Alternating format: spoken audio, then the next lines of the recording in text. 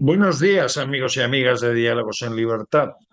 Este primer sábado de noviembre de nuevo comenzamos a hablar de temas de muchísima actualidad. En este caso, ¿qué más actualidad, tanto desde el punto de vista político como desde el punto de vista del mundo de la justicia, que lo que está ocurriendo con la renovación del Consejo General del Poder Judicial? Parece que se había llegado a un acuerdo, pero que la actitud del gobierno de estar negociando el delito de sedición con Esquerra Republicana parece ser que ha llevado todo al traste, y en las últimas horas se ha intentado también por parte de los magistrados del Consejo General del Poder Judicial llevar a cabo los nombramientos para el Tribunal Constitucional, pero esto no ha sido posible. Por ello vamos a mantener una conversación con el portavoz de Justicia del Senado, Fernando de Rosa. Fernando de Rosa, que además es juez de carrera y ha sido también miembro del Consejo General del Poder Judicial y si no me equivoco, también miembro del Tribunal Superior de Justicia de Valencia, ¿no, Fernando? Bueno, de la Audiencia Provincial de Valencia. Eugenio, Buenos buenos días. días. ¿Qué está pasando últimamente con el mundo de la justicia, que desde la política se está queriendo utilizar para unos determinados fines el nombramiento del Consejo General del Poder Judicial? Y esto está generando una polémica importante, y especialmente también las consecuencias de todo ello están afectando al líder de la oposición, a Alberto Núñez Feijóo, que está siendo objeto de una campaña de acoso y derribo por parte del gobierno y del partido del gobierno, Fernando. Lo que está ocurriendo es que desde que Pedro Sánchez ganó la moción de censura contra Mariano Rajoy, lo que ha pactado con los grupos radicales independentistas españoles es la desjudicialización, es decir, entregar el poder judicial a aquellos partidos que quieren destruir el Estado. Y por lo tanto eso es lo que está ocurriendo. Jamás en la historia de España había habido un gobierno que estuviera cediendo a trozos el Estado de Derecho a aquellos socios que han ya dado un golpe de Estado en Cataluña, a socios que han colaborado con banda terrorista como Bildu, etcétera. Es decir, eso es lo que ha ocurrido. Estamos ante un presidente de gobierno que lo que quiere efectivamente es mantenerse en el poder a toda costa, y uno de los precios que está pagando es el poder judicial. De alguna manera, el gobierno señala que el Partido Popular no está cumpliendo, o sea, que no está cumpliendo con la Constitución, pero lo cierto es que el gobierno, a la hora de plantear las perspectivas de la renovación del Consejo General del Poder Judicial, parece que quiere meter dentro del Consejo a jueces, vamos a decir, o personas vinculadas a partidos del independentismo catalán, y también cercanos a lo que puede ser el nacionalismo independentista vasco, que de alguna manera quiere también resolver el tema de los Bueno, ya hemos presos. visto. En la última negociación que celebró el ministro Bolaños con Esteban González Pons, que es el representante del Partido Popular, todo parecía indicar que se iba a llegar a un acuerdo, pero en cuanto surgió la noticia del delito de sedición, resulta que ese acuerdo se rompió, y se señaló por parte del presidente del Partido Popular que con el PSOE, por su actitud, iba a ser muy difícil negociar nada. ¿Nos puede explicar un poco por qué se produce toda esta situación de que se está a punto de llegar a un acuerdo, sale el tema del delito de sedición y de repente se rompen las negociaciones hasta el punto de que se cierra cualquier tipo de puerta a la consecución de ese acuerdo? El micrófono, por favor, Fernando. Bueno, el acuerdo se rompió cuando se constató que el gobierno Pedro Sánchez estaba engañando a la oposición, negociando paralelamente con Esquerra Republicana de Cataluña la reducción de las penas a los golpistas y a los que cometan un delito de golpe de Estado como es un delito de sedición. Y eso realmente demuestra la poca calidad democrática que tiene el gobierno. Un gobierno que lo que quiere es la desjudicialización y destruir el poder judicial. Por tanto, con un gobierno así no es posible llegar a ningún tipo de negociación. Y es lo que tiene que saber el Partido Socialista. Nosotros somos constitucionalistas porque defendemos la Constitución, que es la división de poderes y que el Poder Judicial sea independiente, que es lo que quiere la Constitución. Por eso nos negamos a cualquier negociación que suponga el troceamiento del Poder Judicial. Y eso es ser constitucionalista. El presidente del gobierno y el PSOE están demostrando que no quieren la Constitución porque lo que quieren es trocear el Poder Judicial, que va contra el espíritu de la Constitución, como muy bien sabes, Eugenio. Si le parece, vamos a hablar parte por parte de este troceamiento que se pretende del Poder Judicial. En primer lugar, en esa negociación que parece que se está llevando con la Esquerra Republicana de Cataluña, al saberse el resultado de esa ruptura del pacto, o sea, el que fuera presidente de la Generalitat, Carles Puigdemont, dijo que él había recibido la visita de personas del Partido Socialista y que él prefería o que no se renovara el Consejo ni que el delito de sedición se tuviera en cuenta o algo así. Eh, ¿qué consecuencias saca usted de estas declaraciones del sedicioso Puigdemont que protagonizó los acontecimientos del 1 de octubre en Cataluña? Pues bueno, que el señor Puigdemont ha dicho la verdad, que se está negociando paralelamente con el Partido Socialista. Y hoy también se ha filtrado que fue la propia portavoz del PSOE en el Senado quien ha ido a Waterloo, a Bélgica, a hablar con Puigdemont, o por lo menos ha tenido relación con él. Es decir, una promesa del PSOE de que Puigdemont tendrá un trato bueno porque se le va a rebajar la sedición y se va a indultar. Por lo tanto, eso es lo que realmente es el PSOE, un partido que está negociando con delincuentes, como es, o presuntamente delincuentes, como es el señor Puigdemont. Por eso no se puede tolerar lo que está realizando el gobierno y Pedro Sánchez. Fernando, o sea, el hecho de que Puigdemont pudiera recibir una rebaja de su posible pena a través del delito de la rebaja de las penas por el delito de sedición y por otra parte miembros que fueron condenados por el Tribunal Supremo a una serie de años, eso podría dar lugar a que esa gente que cometió una sonada contra el Estado de Derecho pudiera volver otra vez al ejercicio de la política. El delito de sedición en España lleva aparejado una pena de prisión y también lleva aparejado una pena de inhabilitación, es decir, la inhabilitación para poder realizar cualquier cargo público, como es el caso de un electo en unas elecciones democráticas.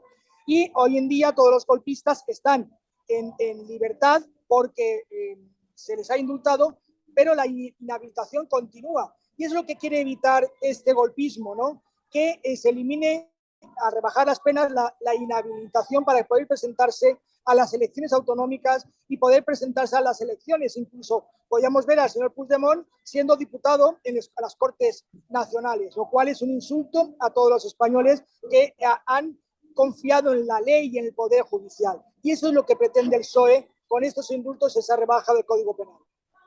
Pero de alguna manera también se ha producido en las últimas horas un acontecimiento importante, es como el hecho de que, a petición de la Unión Europea, la Junta Electoral Central ha comunicado a la Unión Europea que Puigdemont no tiene recogido su acta de diputado, con lo cual no se puede considerar diputado.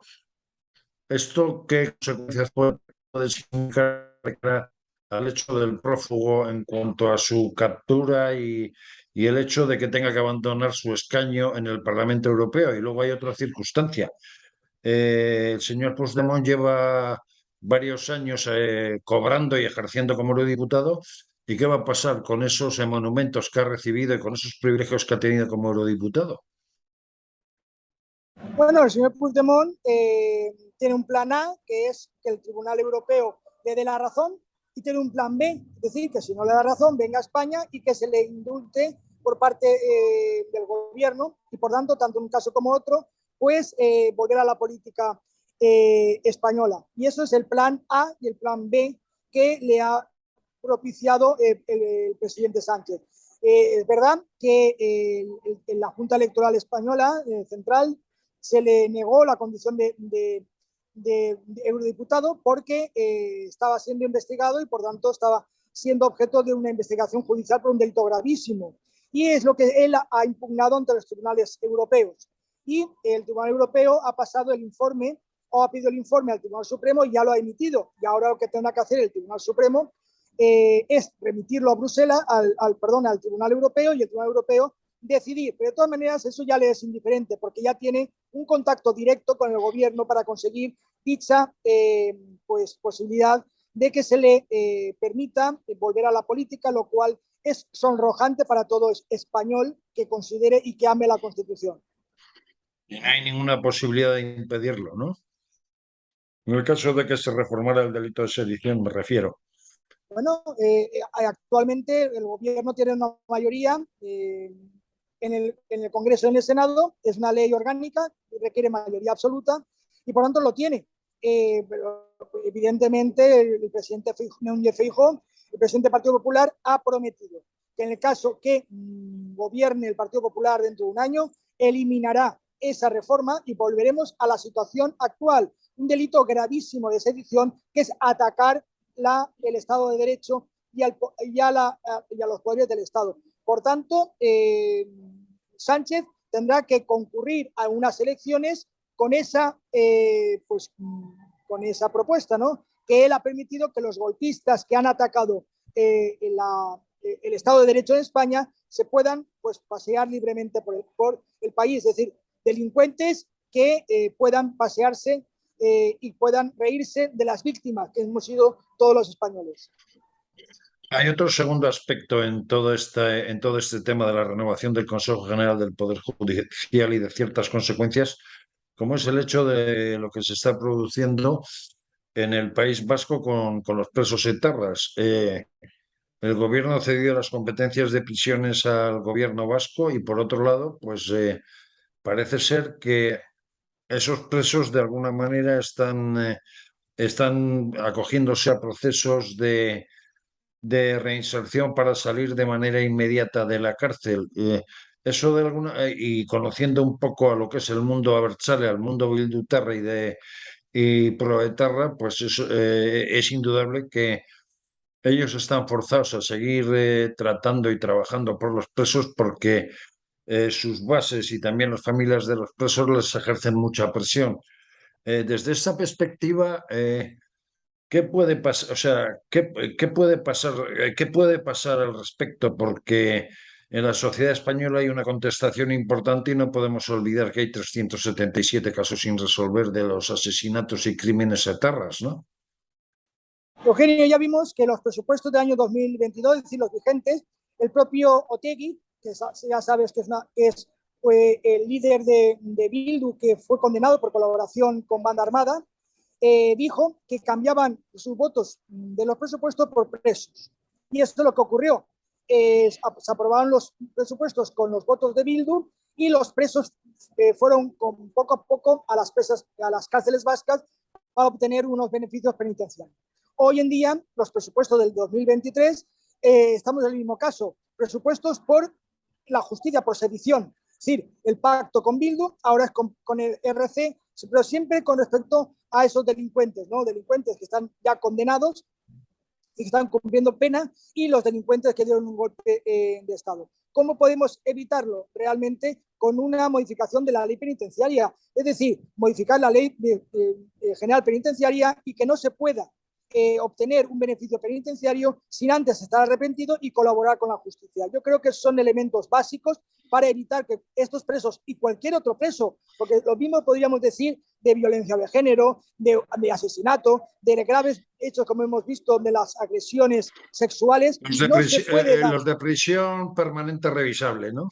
Claro, bueno, no se puede dar ningún tipo de beneficio penitenciario sin que haya un arrepentimiento y colaboración con la justicia. Y eso es aplicable también a los presos por un golpe de Estado como los presos por terrorismo. De alguna manera, hay una cosa que la actuación del gobierno y muy particularmente del ministro del Interior con el tema de los presos vascos, hay alguna cosa que extraña, como es el hecho de que se haya hecho este acercamiento obviando que existe un pacto antiterrorista y que existe una representación de partidos en ese pacto antiterrorista que se ha dejado de lado, ¿no? Pero ¿cuándo le ha interesado al presidente Sánchez cumplir con cualquier tipo de pacto? Se ha vulnerado cualquier pacto, cualquier acuerdo con, que no le beneficia hoy en día, no le interesa porque necesita los votos de Bildu y de Esquerra Republicana de Cataluña y de la CUP para sacar sus presupuestos y seguir gobernando. Por lo tanto, no hará caso el pacto y vulnerará cualquier tipo de acuerdo. Por lo tanto, no es un presidente que es fiable, que es confiable. Ya hemos visto cómo desde la Unión Europea le han dicho que no puede realizar esa modificación de impuestos, que como le han ya avisado de cómo se está gastando el dinero de la Unión Europea, cómo se le está diciendo desde muchos ámbitos que no puede seguir con esa actuación que va en contra de las víctimas del terrorismo. Pero él sigue porque es un presidente que el Estado de Derecho pues no lo tiene como máxima de calidad democrática, sino como calidad personal. Y por eso él hace y deshace como estima conveniente. Recientemente, el endacari del gobierno vasco, Iñigo Urkullu, en unas manifestaciones realizadas hará una semana o poco más, habló de que su deseo sería que un juez vasco juzgara a un vasco. Eso no es un poco discriminatorio por un lado y por otro lado un poco sectario desde el punto de vista de que aunque pueda tener las competencias de justicia y por otro lado las competencias de prisiones, ¿qué tendrá que ver el hecho de que un juez sea vasco, castellano, catalán o andaluz a la hora de impartir justicia, si lo que se tiene que basar es en el Estado de Derecho y en lo establecido en la ley orgánica del Poder Judicial? Realmente, a mí, o sea, el Poder Judicial es único en toda España.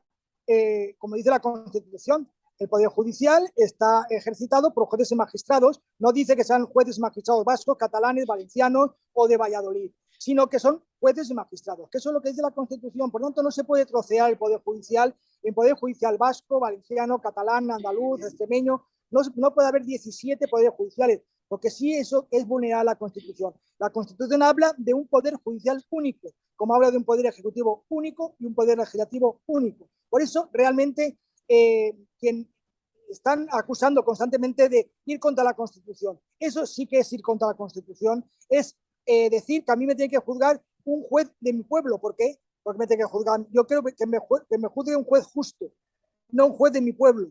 Porque ¿qué consideran? ¿Que un juez vasco va a prevaricar, dictar sentencias favorables porque el justiciable es vasco? ¿Creen que los jueces van a prevaricar hasta ese punto? Bueno, es ridículo totalmente. Las asociaciones judiciales y el mundo de la justicia permanentemente están pidiendo esa renovación del Consejo General del Poder Judicial.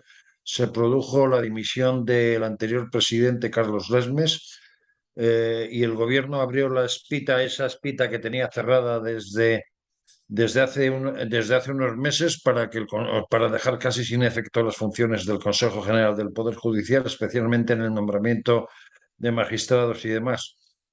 Esta actuación del gobierno de primero cerrar la espita para el nombramiento de jueces al Consejo General del Poder Judicial y ahora abrirla exclusivamente para nombrar una parte alícuota del Tribunal Constitucional y asimismo reformar el Consejo General del Poder Judicial sin tener en cuenta las recomendaciones de la Unión Europea que de alguna manera dicen que tienen que ser los propios jueces los que elijan a sus representantes.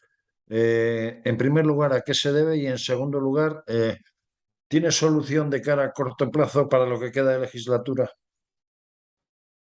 Tiene solución si el gobierno se aviene a cumplir los requisitos de Bruselas, que exige que se renueve el Consejo, luego se reforme la ley y que también cumpla los requisitos de calidad democrática, no aceptando chantajes de los delincuentes que han sido juzgados por un delito de sedición. Es decir, cuando el gobierno no actúe de forma interesada y partidista En ese momento habrá acuerdo. Mientras tanto, no podemos llegar a un acuerdo porque supone un ataque frontal contra la Constitución y contra el Poder Judicial, porque modificar el Código Penal con la única intención de favorecer a determinados delincuentes es como decir que ahora vamos a modificar el Código Penal, reducir la pena a los asesinos porque, bueno, porque me interesa. Por tanto, eso supone un ataque frontal y, por tanto, mientras vaya por ese camino el gobierno no puede haber ningún tipo de acuerdo, porque nosotros desde el Partido Popular consideramos que hay que defender la Constitución desde el artículo primero hasta el último, que habla de la división de poderes y la protección del Estado de Derecho, porque España se constituye en un Estado democrático y social de derecho, y eso es lo que se olvida el gobierno actual. ¿Por qué no se ha acudido a la Comisión de Venecia, órgano consultivo importante de la Unión Europea en materia de justicia, para intentar que ellos tomen algún tipo de determinación con respecto a la renovación del Consejo General del Poder Judicial y de la utilización, entre comillas, política de la justicia por parte del gobierno? Bueno, porque la Comisión de Venecia no es un órgano que pueda determinar y pueda obligar a un gobierno a actuar. Lo que puede hacer es Bruselas a través de la cláusula de condicionalidad, como ha actuado en Polonia y en Hungría. Es decir, poner una multa diaria, como se ha impuesto en Hungría, de 1 millón de euros diario, por ejemplo, porque hasta que se eliminen las leyes que pongan entredicho la independencia del Poder Judicial, los ataques al ordenamiento jurídico. Eso ha ocurrido ya. Por lo tanto, la Unión Europea puede hacerlo a través de la cláusula de condicionalidad, es decir, no dar dinero europeo a los países que vulneren los principios fundamentales de Europa, como es el Estado de Derecho. Y eso es lo que puede hacer. No puede obligar, pero sí que puede indirectamente establecer esa multa a los países que condicionan y atacan la independencia del Poder Judicial. Podríamos llegar a ese extremo, porque tal y como están las cosas, da la sensación de que en lo que queda de legislatura, que puede ser más o menos un año o menos tiempo, que no se va a poder llegar a ese acuerdo. Podríamos llegar a una situación en la que España pueda ser multada por la Unión Europea y de alguna manera eso afecte a otros capítulos como pudieran ser fondos europeos o percepción económica de cara a nuestro país.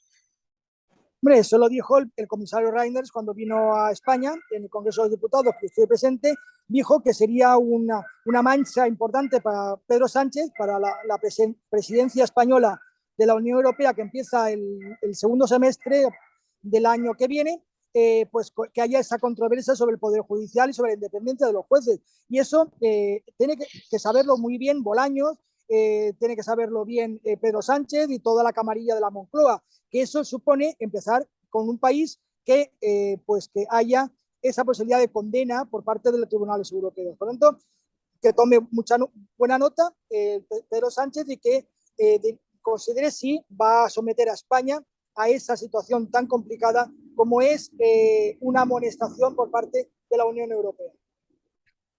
De alguna manera, en los últimos días se ha producido un acontecimiento que ha generado, por un lado, estupor por las imágenes que se han visto y, por otro lado, ha generado el deseo de algunos partidos políticos o sea, que tienen representación parlamentaria para solicitar una investigación.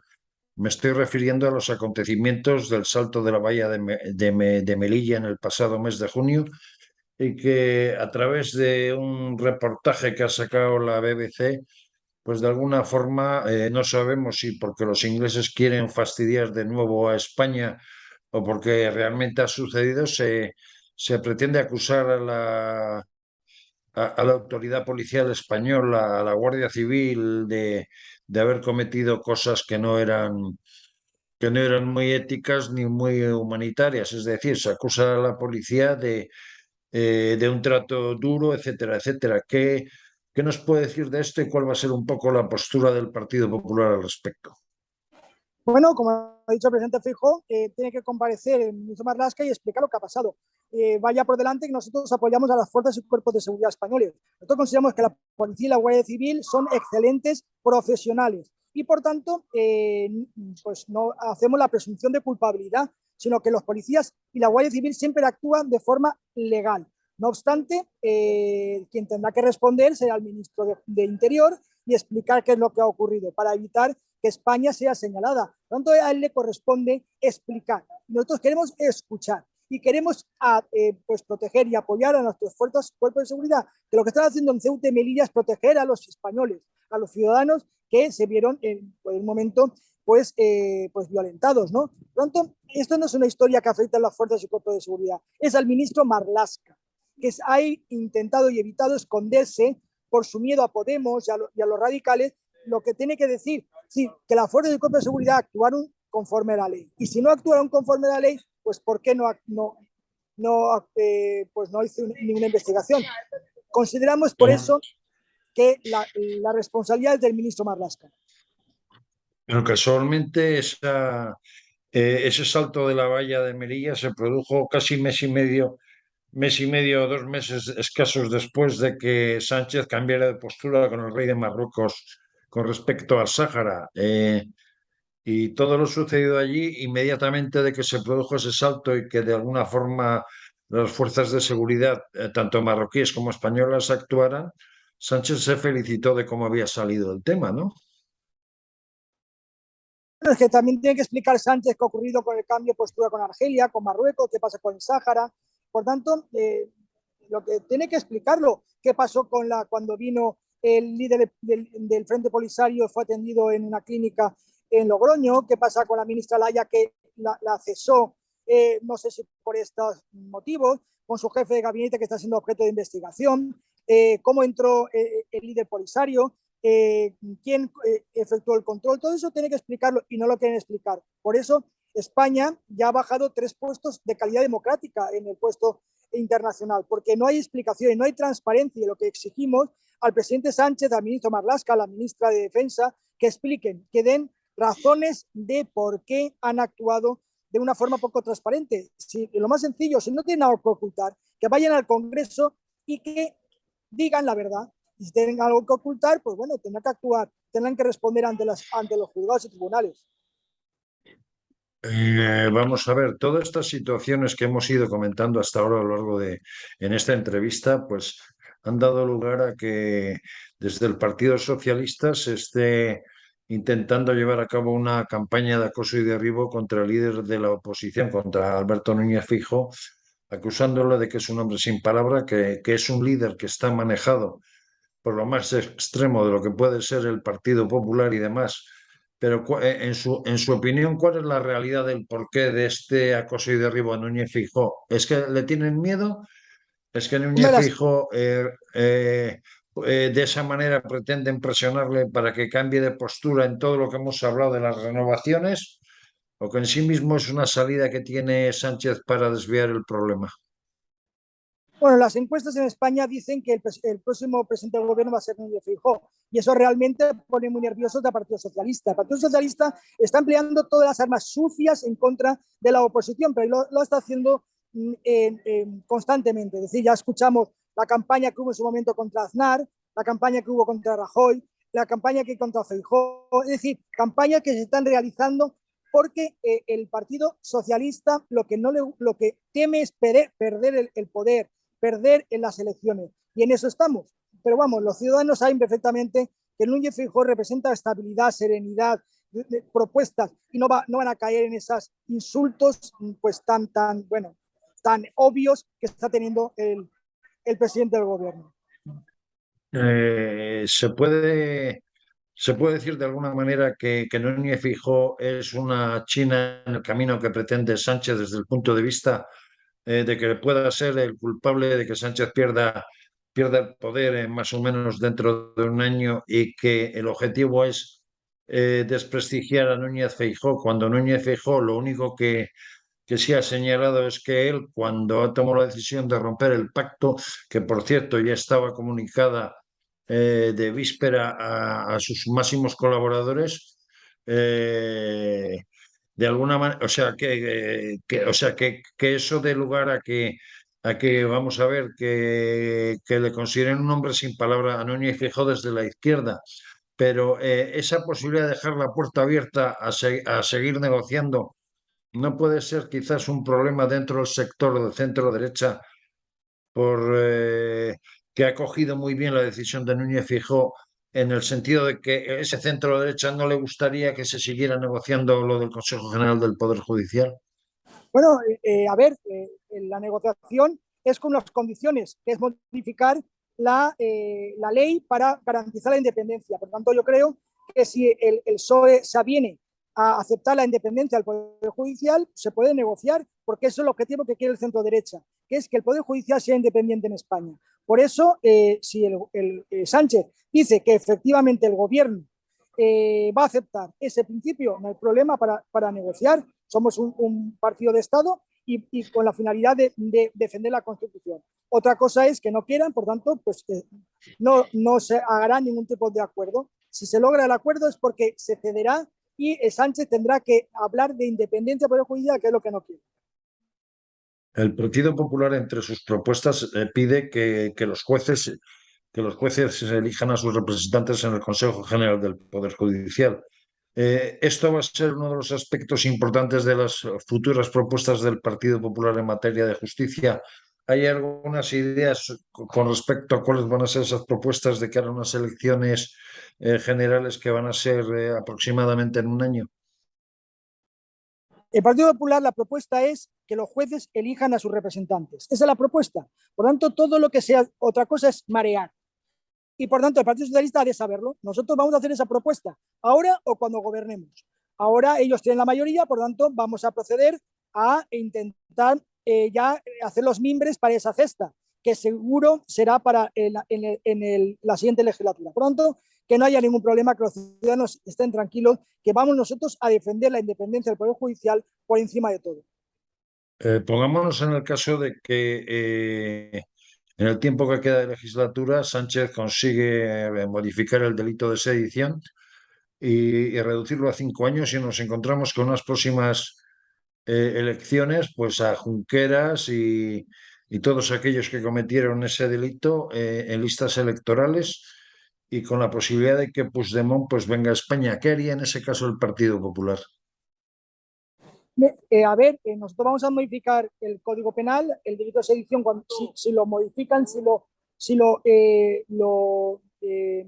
reforman, nosotros vamos a procurar. Evidentemente, si han obtenido ya el indulto, la ley no se puede ir en contra. Es decir, si Puigdemont ha conseguido el indulto y ya se le ha eliminado cualquier responsabilidad, no tendremos más remedio, pero evidentemente el mensaje será que si lo vuelven a hacer, irán a la cárcel y se potenciará al Tribunal Supremo para darle las garantías y las medidas suficientes para evitar que haya otro golpe de Estado en España. ¿Es verdad eso de que el delito de sedición se quiere equiparar al resto de países de la Unión Europea?